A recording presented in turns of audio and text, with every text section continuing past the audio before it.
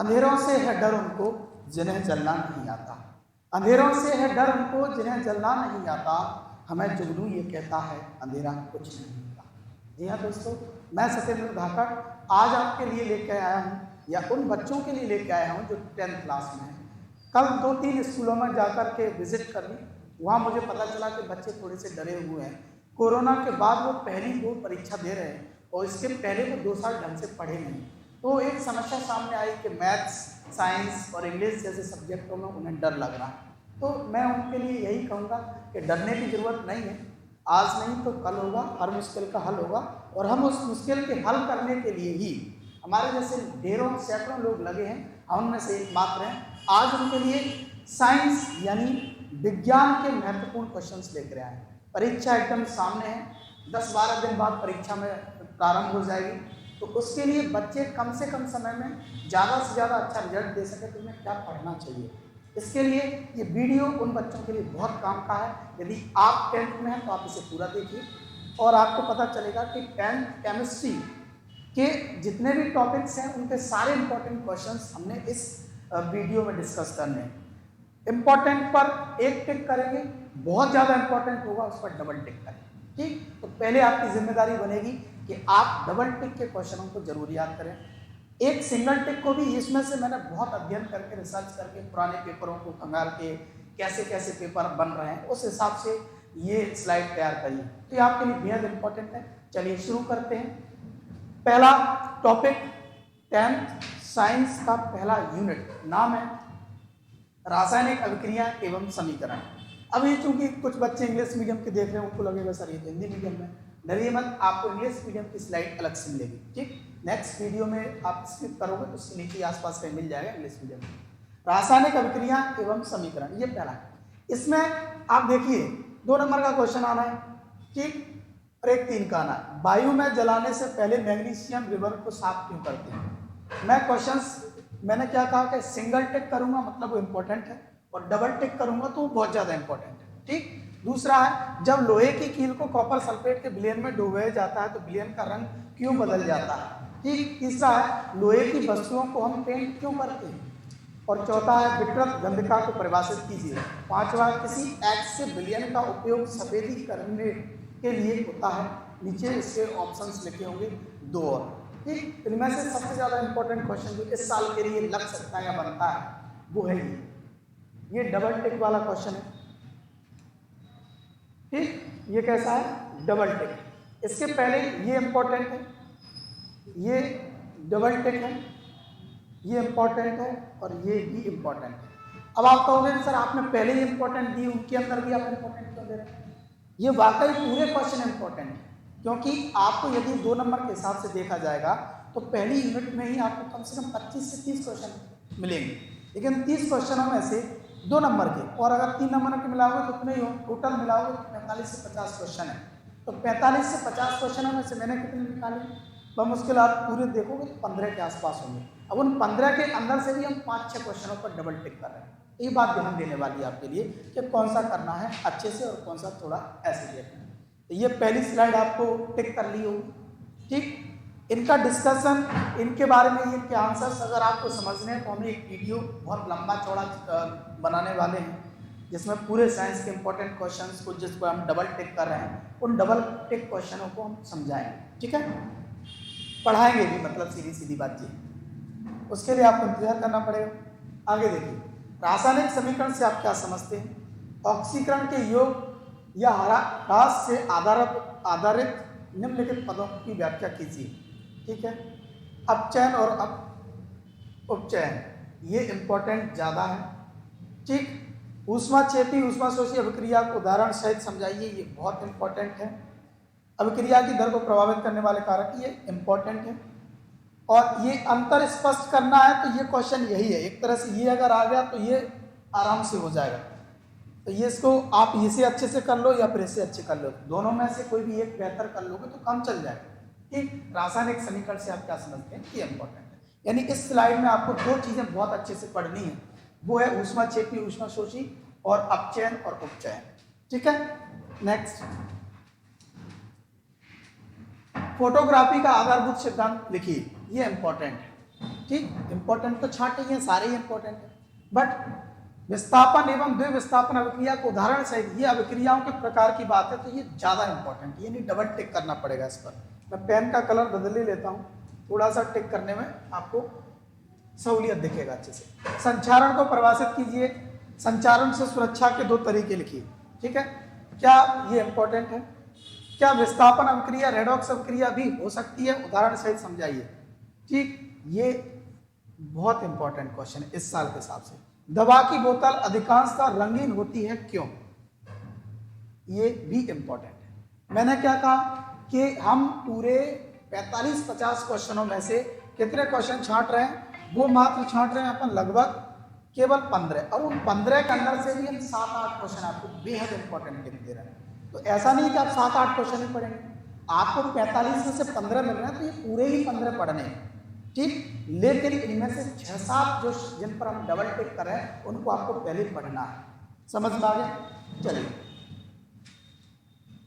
आगे देखिए, धावन सोडा किसे कहते हैं, ये सोडा वाले, ये बहुत इंपॉर्टेंट क्वेश्चन, ये प्लास्टर ऑफ पेरिस, ये बहुत इंपॉर्टेंट क्वेश्चन है। पीएच स्केल किसे कहते हैं, जीवन में उपयोग, ये 20 साल के लिए बहुत इंपॉर्टेंट क्वेश्चन है। ये तो दोस्त 4 के 4 क्वेश्चन बहुत इंपॉर्टेंट, इनको अपन ऊपर नीचे नहीं कर सकते, चाहे तो बेकिंग सोडा हो, चाहे ये आपकी उदासीनीकरण की अभिक्रिया हो, ये बेहद इंपॉर्टेंट क्वेश्चन होगी लिस्ट में से एक है, ठीक। तो ये आपको पूरे के पूरे अच्छे से पढ़ने हैं।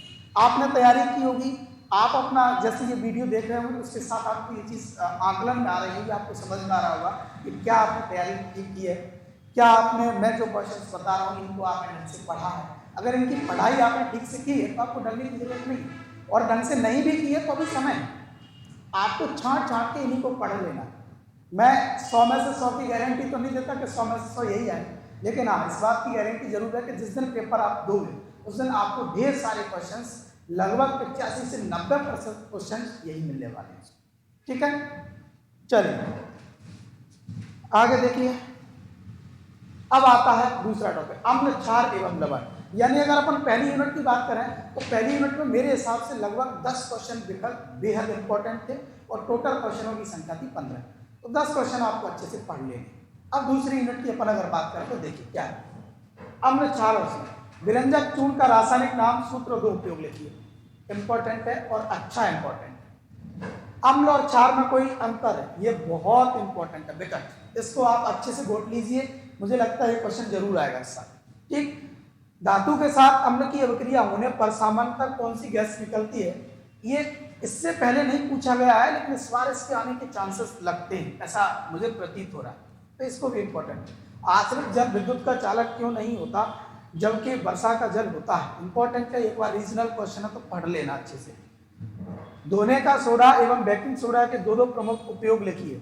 ये सोडा वाले तो जितने भी हैं इनको तो भांग की तरह घोट लो, जितना अच्छा घोटोगे उतना ज्यादा चढ़ेगी, मतलब चढ़ेगी का मतलब ये दिमाग में चढ़ेंगे, आपको अच्छे से याद रहेंगे, ठीक है। आगे देखें, आघात वर्धनीय तन्यता किसे कहते हैं, ये धातुओं के गुण होते हैं 2।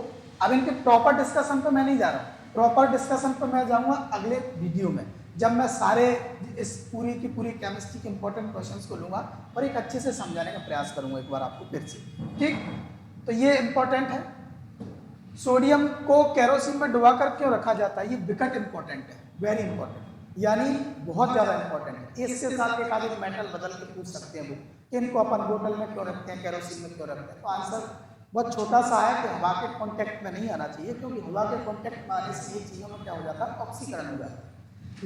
मैं समझाने का मना कर रहा था ना, लेकिन समझाना शुरू कर, मैं नहीं समझाऊंगा, क्योंकि समझाऊंगा तो ये वीडियो लंबा हो जाएगा, ठीक है। अगला, टाइटेनियम को रणनीति धातु क्यों कहते हैं, बहुत इंपॉर्टेंट है, विकट। लोहे को जंग से बचाने के 2 तरीके बताइए।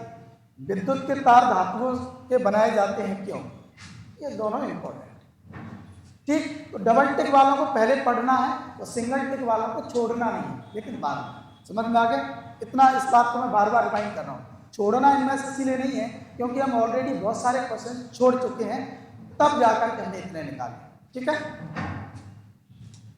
आगे देखिए, सक्रियता श्रेणी से आप क्या समझते हैं, इंपॉर्टेंट है। निम्न पदों को परिभाषित कीजिए, ये बेहद इंपॉर्टेंट है, वेरी इंपॉर्टेंट, समझ में आ गया। इनको आपको पढ़ना ही पढ़ना है, इनमें से एक आध परिभाषा आपको पेपर में मिल जाएगी। ठीक है, धातुओं और अधातुओं, ये वह लिखा है, बाई मिस्टेक हो गया, धातुओं व अधातुओं के भौतिक गुणों में तुलना कीजिए। देखिए इसको मैं इंपॉर्टेंट इसीलिए कह रहा हूँ क्योंकि भौतिक गुणों में तुलना करने को बोल रहा है, और ये क्वेश्चन यदि ऐसा आ गया कि धातुओं के 4 गुण लिखिए तो एक डब्बे को आप धातु में लिख दीजिए। अगर क्वेश्चन आता है कि अधातुओं के गुण लिखिए तो अधातुओं वाला डब्बा लिख दीजिए। कहने का मतलब ये है कि एक क्वेश्चन याद करोगे तो आपके 3 क्वेश्चन पढ़ जाएंगे, अंतर धातुओं के गुण और अधातुओं के गुण। ठीक है, इसीलिए इसको अच्छे से पढ़ लेना। रासायनिक गुणों की तुलना कीजिए, इंपॉर्टेंट है, ज़्यादा नहीं है। ठीक है, आपने तांबे के मलिन बर्तन को नींबू या इमली से रस से साफ करते अवश्य देखा होगा, क्यों? ये भी इंपॉर्टेंट है। ठीक है, तो इस तरीके से ये अपनी चल रही है कौन सी, धातु और अधातु में पर प्रवेश कर गए थे। इसके पहले अम्ल क्षार में अपन बात कर चुके थे। ठीक है, अम्ल क्षार हो चुका है, धातु अधातु, यानी अपन तीसरे टॉपिक में एंट्री मार चुके थे, पता ही नहीं चला। तीसरे टॉपिक में अपन ने 2 क्वेश्चन बहुत इंपॉर्टेंट निकाल लिए हैं, बाकी के 3 क्वेश्चन इंपॉर्टेंट है जो आपको पढ़ने हैं। ठीक है, आगे देखते हैं। आगे देखें तो कार्बन एवं उसके यौगिक, ये केमिस्ट्री का लास्ट टॉपिक है। क्या है केमिस्ट्री में कि CO2 व CH4, ये CO2 टाइपिंग में थोड़ी सी मिस्टेक हो गई, ये ऐसा लिखा जाएगा, CH4 मतलब CH4। CO2 और CH4 की इलेक्ट्रॉन बिंदु संरचना बनाइए, बहुत इंपॉर्टेंट क्वेश्चन है। बिंदु संरचना मतलब लुईस संरचना, जिसमें इनके बाहरी कक्षा के इलेक्ट्रॉनों को इनके ऊपर डॉट डॉट डॉट में रख देते हैं। ठीक, ऑक्सीकरण क्या है? ऑक्सीकरण के ऑब्जेक्ट में अगर आपसे पूछा जाएगा कि अपचयन किसे कहते हैं, तो ये भी आपसे पूछ सकते हैं, और ये अपचयन अपन पहले भी पढ़ चुके हैं, यानी आपको टिक कर चुके हैं इसके पहले वाले यूनिट। कार्बन के 2 गुणधर्म कौन से हैं जिनके कारण हमारे चारों ओर कार्बन यौगिकों की विशाल संख्या दिखाई देती है? ये क्वेश्चन इंपॉर्टेंट है। कार्बनिक यौगिक क्या है? ये अच्छा डबल इंपॉर्टेंट है। क्रियात्मक समूह क्या है? ये भी बहुत इंपॉर्टेंट क्वेश्चन है। ठीक, अब आगे देखिए, विकृतीकृत एल्कोहल पीने योग्य क्यों नहीं होता? इंपॉर्टेंट है, बिगाड़ देते हैं उसको, पीने योग्य रहने ही नहीं देते, यही कारण है। क्यों नहीं रहने देते? क्योंकि यदि पीने योग्य अल्कोहल को रहने दिया तो लोग जहाँ दारू बनती है, जहाँ अल्कोहल बनता है, जहाँ अल्कोहल बनता है वहाँ से अपने घरों में क्रैन भर भर के लेके जाएंगे, और वो कहीं पर भी मंदिरालय जाने की जगह घर पर ही मेंटेन करके पी रहे होंगे, इसीलिए से विकृति करता है। और अगर पी लेगा तो आदमी सीधा चला जाएगा। ठीक है, एथिल अल्कोहल के ऑक्सीकरण से कौन कौन सा पदार्थ बनता है? ये इंपॉर्टेंट है। ठीक, एल्केनल श्रेणी के प्रथम 3 सदस्यों का यूपीएससी नाम लिखिए, ये इंपॉर्टेंट है, ये ज्यादा इंपॉर्टेंट है। ठीक है, हाइड्रोकार्बन क्या है उदाहरण देकर समझाइए, बहुत इंपॉर्टेंट है। निम्न यौगिकों की संरचना सचित्र बताइए, ये भी इंपॉर्टेंट है। इस यूनिट से मैं आपको बता दूं, एकाधिक संरचना बनाने को पूछा जा सकता है, और लुईस संरचना जो डॉट डॉट वाली है वो भी आ सकती है, यानी कुछ क्या यूपीएससी छोटे छोटे से नाम और डॉट डॉट डॉट संरचना वाले क्वेश्चन बहुत इंपॉर्टेंट है इस यूनिट में, इसीलिए इनको आप अच्छे से कर लें। ठीक है, आगे देखें, सजातीय श्रेणी किसे कहते हैं? बहुत इंपॉर्टेंट है। ठीक है, हाइड्रोजनीकरण क्या है? बहुत ज्यादा इंपॉर्टेंट है। अपमार्जक और साबुन में अंतर क्या है? बहुत इंपॉर्टेंट है। देखिए, साबुन के गुण आ जाएंगे तो साबुन वाला डब्बा, अपमार्जक का मतलब है डिटर्जेंट, अगर उसके गुण आ जाए तो उसका वाला डब्बा, और अंतर आ जाए तो दोनों को लिख देना। ठीक है, भौतिक एवं रासायनिक गुणों के आधार पर एथेनॉल एवं एथेनोइक अम्ल में आप कैसे अंतर करेंगे? एथेनॉल एवं एथेनोइक अम्ल में आप किस तरीके से अंतर करेंगे, ये इंपॉर्टेंट है। ठीक, साबुन की सफाई प्रक्रिया को समझाइए, और अपमार्जक से कपड़े कैसे साफ होते हैं। ये एक क्वेश्चन नहीं है, क्योंकि यहाँ से ये अलग क्वेश्चन है, ये कि में लिखा गया है, ये इतना 16वें नंबर पर है, तो ये दोनों को एक एक बार पढ़ लेना कि साबुन कैसे साफ करता है और अपमार्जक कैसे साफ करता है। ठीक है, यहाँ जाकर के आपकी 10th साइंस केमिस्ट्री के इंपॉर्टेंट क्वेश्चन पूछ चुके हैं। ठीक, अब आप देखोगे कि हमने जिन पर डबल टिक किया कि बहुत इंपॉर्टेंट क्वेश्चन है, यदि आप डिमांड करोगे, डिमांड कैसे होती है वो आपको यूट्यूब चैनल पर जब वहाँ जहाँ आप देख रहे हो उसके नीचे कमेंट बॉक्स होता है, उसमें आपको लिखना पड़ेगा कि सर इनको एक बार एक्सप्लेन कर दीजिए, तो मैं स्लाइड को वापस लेके आऊँगा और बहुत अच्छे से आपको समझा दूंगा।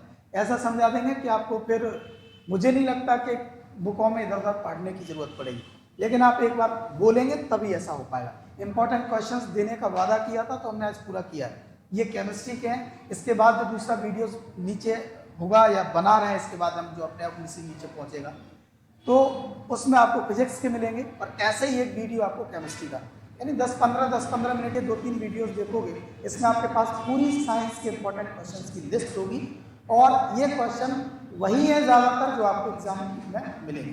ठीक, इसी उम्मीद के साथ, और हमेशा मैं आपसे लोगों बच्चों से यही कहता आया हूँ, तो आज मैं फिर से कह रहा हूँ कि डरने की ज़रूरत नहीं है। और डरने के बाद जब जरा से बच्चे, एक तो पेरेंट्स को भी थोड़ा सा समझना पड़ेगा। मैं पढ़ाने के साथ साथ ये भी करता रहता हूँ कि हम बच्चों के ऊपर ज़िंदगी में कभी अपनी चाहतें नहीं थोप सकते। अगर आप अपने बच्चों से कह रहे हो कि बेटा तुझे इंजीनियर बनना ही पड़ेगा, तुझे डॉक्टर बनना पड़ेगा, ये मेरा सपना था, भाई ये आपका सपना था। आपके बच्चों को एक अलग ईश्वर ने अलग बनाया है, उनको अलग आंखें दी हैं, तो उनके सपने भी अलग हो सकते हैं। आप अपने सपने उनकी आंखों में मत डालिए, उनको अपनी नज़रों से देखने दीजिए। उनके अंदर कुछ क्वालिटी है, उस पर काम करिए। आप सारे बच्चों को सोचोगे कि फलाने के बच्चे ने टॉप किया तो मेरा बच्चा भी टॉप करेगा, ये संभव नहीं। क्यों? क्योंकि जिसके बच्चे ने टॉप किया है वो हो सकता है आपके बच्चे जैसा नहीं है, क्योंकि आपके बच्चे के अंदर कुछ विशेष क्वालिटी है जो दूसरे फील्ड में टॉपर जरूर होगा। तो आप उस क्वालिटी को निखारें, बच्चे का सपोर्ट करें, मोटिवेट करें और उनके ऊपर बिल्कुल भी दबाव ना बनाएं। उनसे कहें कि आप पढ़िए, हम ये नहीं कह रहे कि पढ़ने को मना करना, आप पढ़ने को कहिए, लेकिन उनके ऊपर आप जबरन ऐसा दबाव ना बनाएं कि बेटा 90% तो बननी है, और 90 नहीं बना तो तुम्हारी ज़िंदगी खराब है। ऐसे ऐसे थॉट्स, ऐसी ऐसी बातें पेरेंट्स बोलते हैं बच्चों को जो बिल्कुल नहीं बोलनी चाहिए। 90 के नीचे कोई मतलब नहीं है, 75% नहीं बना पाए, क्या मतलब है? ये सब चीज़ें से थोड़ा सा बचना पड़ेगा। और बच्चों को जो छोटी छोटी समस्या आकर के बड़े निर्णय लेते हैं, हमारे जीने का कोई मतलब नहीं है। अभी एक दिन मैं क्लास में बैठा था तो 2-3 बच्चियाँ आई और वो रोने लगी। अब वो ऑफिस में ले बोले सर बहुत दिक्कत है, हम परसेंट नहीं बना पाएंगे, अगर हमारा 90 नहीं बना हम तो मर ही जाएंगे। तो ऐसी बड़ी बातें बोलने से पहले सोचना पड़ेगा, और बच्चे ऐसा बोल क्यों रहे हैं ये भी हमें सोचना पड़ेगा। ठीक है, तो ऐसे बच्चों के लिए सिर्फ इतना सही कहूँगा कि मुश्किल कोई आन पड़ी तो डर जाने से क्या होगा। ये बहुत बड़े शायर की एक कविता है, वो मैं आपके लिए पढ़ना चाहता हूँ कि मुश्किल कोई आन पड़ी तो डर जाने से क्या होगा, जीने की तरकीब निकालो, मर जाने से क्या होगा। बहुत बहुत धन्यवाद, thank you so much. Video अच्छा लगेगा आप ज़्यादा से ज़्यादा बच्चों तक पहुँचाइए, क्योंकि ढेर सारे ऐसे बच्चे हैं जिनको ज़रूरत है एक अच्छे गाइडेंस की, एक अच्छे टीचर की, एक अच्छे मटेरियल की। ठीक, हम कोशिश कर रहे हैं कि यहाँ से आप तक अच्छे से अच्छी चीज़ें पहुँचाएँ, इसकी कोई कॉस्ट नहीं है। आप हमारा सहयोग कीजिए, हम यहाँ से आपके लिए लगे हुए हैं। Thank you.